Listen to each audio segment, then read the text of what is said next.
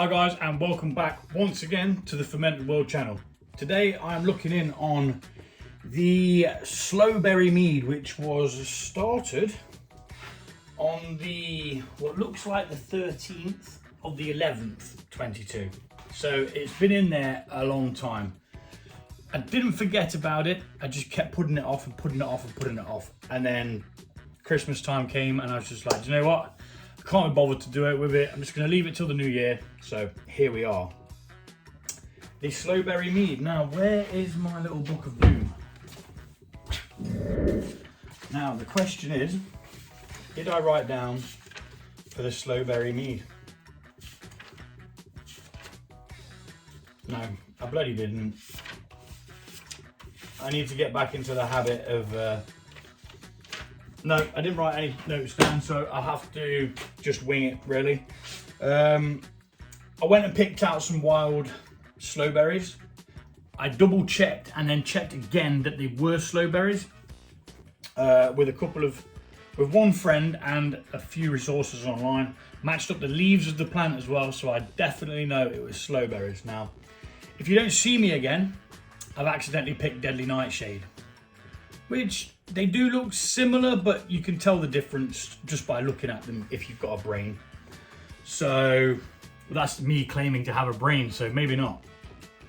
All right, so first things first is we're going to take a hydrometer reading. I know it's gone dry. There is no way that it could not have gone dry in that amount of time. It's so dry that that is all that's left in the flipping airlock. That's how long it's been in there. To the point where I was actually drawing oxygen back out. Sorry, it was drawing oxygen back in, which means it's done. So quick hydrometer test and taste.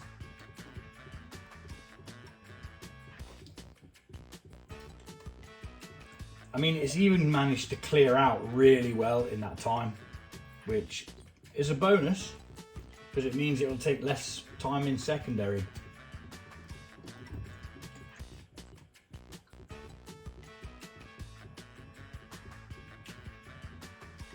But yeah, this is going to be as dry as it can go, which is the density of alcohol, which will be 0.990. I'll be very surprised if there's any sweetness left. No, it is. It's bang on the mark.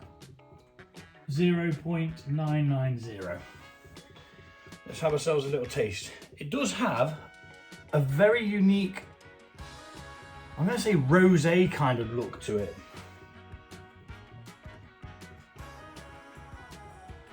Now normally with fruits and stuff, I'll add dried fruits in as well.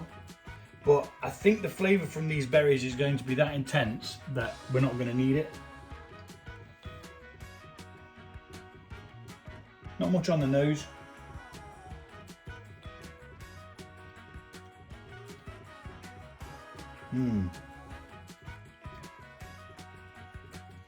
It's actually quite nice on its own.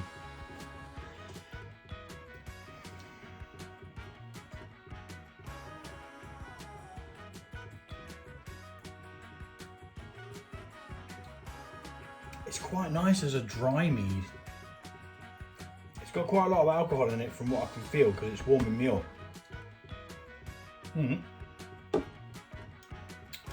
What we're going to do is we're going to pour a measure,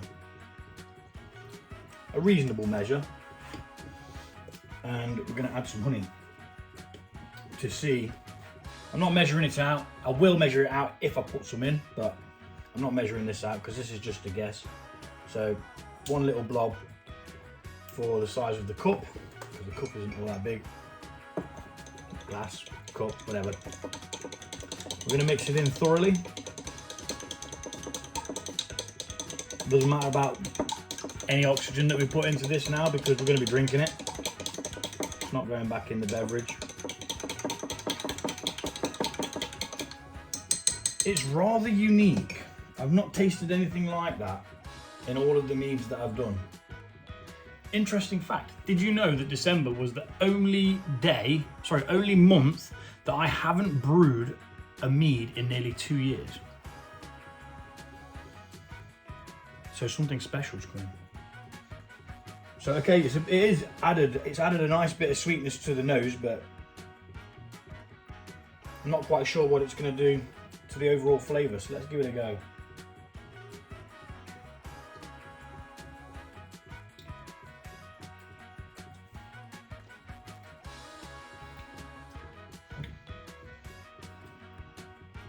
It's nice with a bit of sweetness.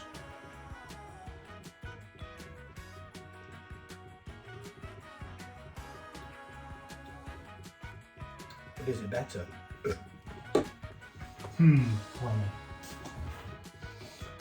This is where it gets a bit, you have to kind of weigh it up as to which one's best. Test them side by side, because if you put a load of honey in, that's it. That is then the beverage that you've got. So you have to test and compare.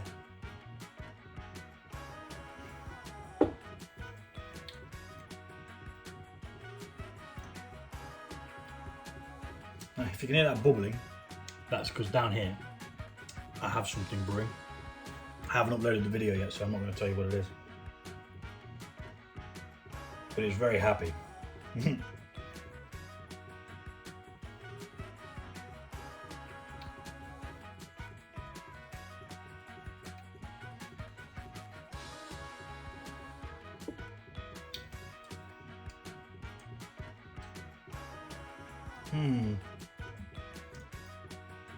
See, I like the one with the honey in,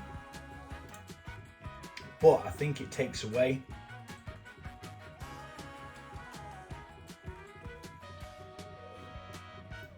It takes away the actual flavour of the sloe berries, because they've got a harshness to them.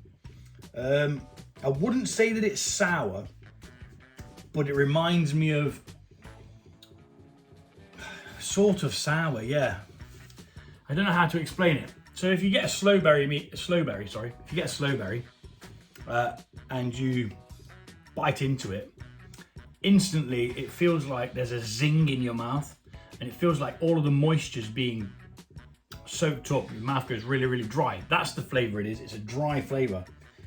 I think it marries better without any honey. Although it's nice with honey,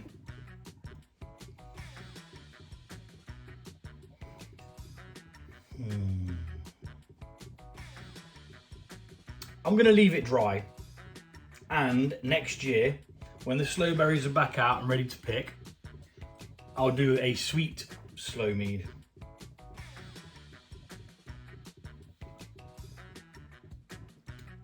See, me, I've got a sweet tooth when it comes to mead. I like a sweet mead. I'm not really a fan of dry meads. I will drink them, and I've brewed a couple, but it's a lot better when it's dry, I think, with this one. Because sloe berries are put into gins, aren't they?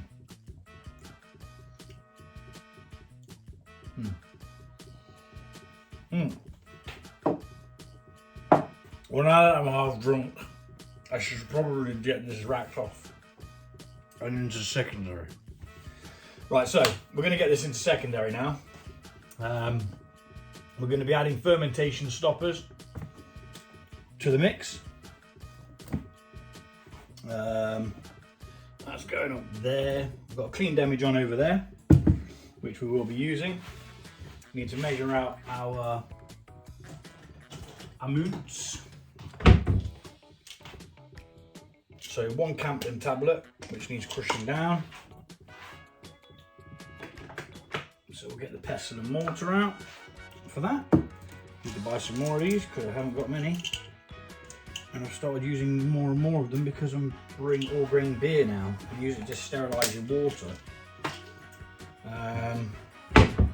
So this is half a teaspoon. Woo!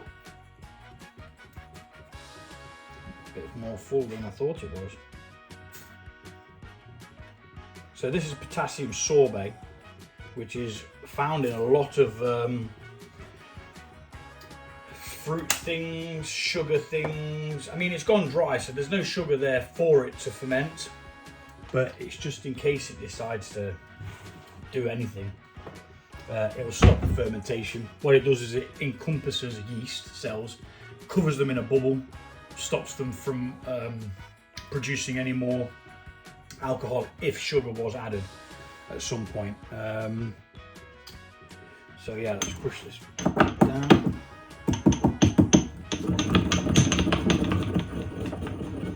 And this, to my belief, the Campden tablet helps remove chlorines and stuff like that from the water and stuff. Chlorides, chloramines, anything with chlorine, I think. That is my belief. Kind of sterilises the water, sterilises your drink as well, so that when you're transferring it into bottling, you don't get any oxygen in there, which could cause you a problem. So we're going to rack this off now, so I'm going to speed it up.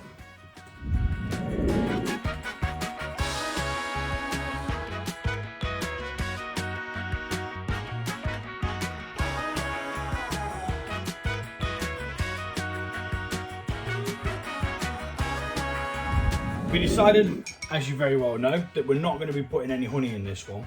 Next year we'll try one with honey.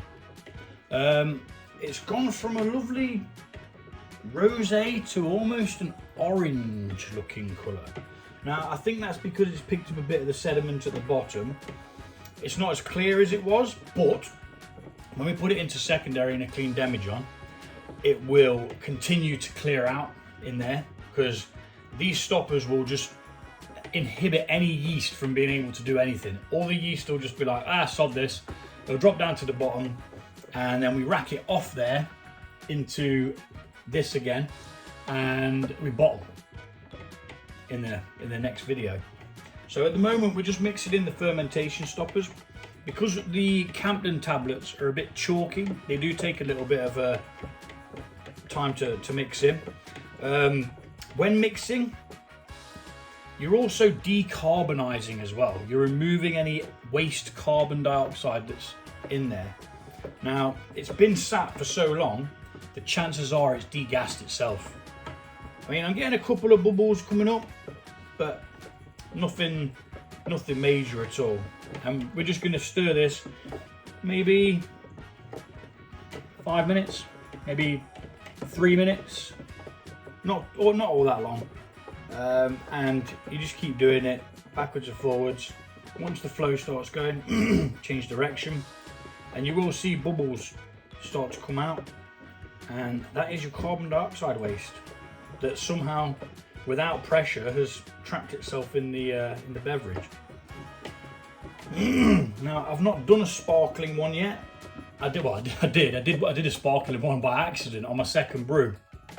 Thought I was being all clever after doing my first one, and decided to go straight in and do a Viking's Blood, which is one of the iconic meads, really.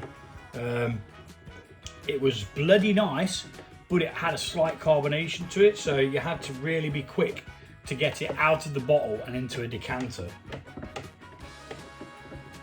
But yeah, it was really good.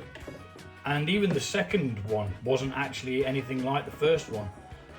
That's what we was hoping for. We were hoping for, I say we, my mate, he absolutely loved the first one because it had a bit of a tartness to it. But the second time round, I couldn't get the same dried cherries that I'd used. Everything else was the same. The honey was the same, yada yada yada, but I just couldn't get the same dried cherries. So I had to use some dried sweet cherries instead. But there we go. That's us mixed in. So now we're going to take the clean demijohn. We get the clean demijohn, and we're going to rack it from here into here. It's then going to clear out completely. Once it's 100% see-through, we will then rack again, leaving the lees at the bottom behind. The lees is the sediment, by the way, if you're wondering what lees is. If any of you have any questions, feel free to ask me. I'm quite open, I will respond, and if I know the answer, I'll tell you, and if I don't know the answer, I'll find out, because I like learning as well. It's always something new, which is always good. So we don't need the honey, so that can go away, because we're leaving this one dry. Hoy that up there, like so, and then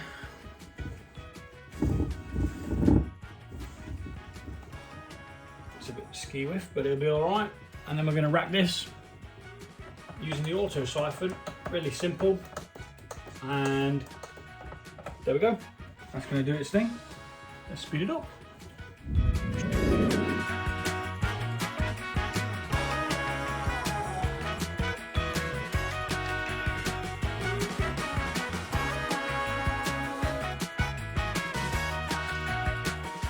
Okie artichoke. Right, so even though it's finished fermenting, we still put a airlock on it. Simple fact is, fruit flies and other insects and other airborne things, right, they harbour something called, what's it called, asobacters, which is a type of bacteria that turns alcohol into vinegar. What I mean? If you ever get a beverage that just tastes like vinegar, throw it away and just realise that it got infected with this bacteria. So we always put an airlock on it, even though it's finished fermenting.